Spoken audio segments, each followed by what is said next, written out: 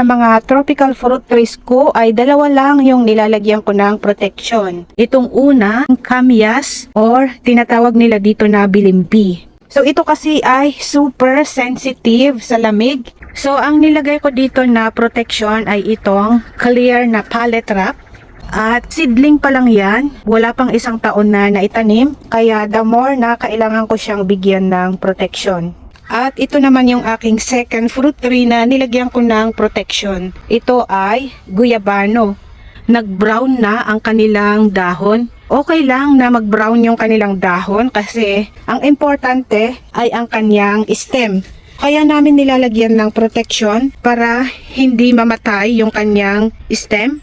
Kasi kapag namunga ang guyabano ay dyan lalabas sa kanyang trunk or stem. Yung dahon okay lang na malagas yan kasi magre-regrow din naman siya. At ang ginamit din namin ay itong clear na pallet wrap.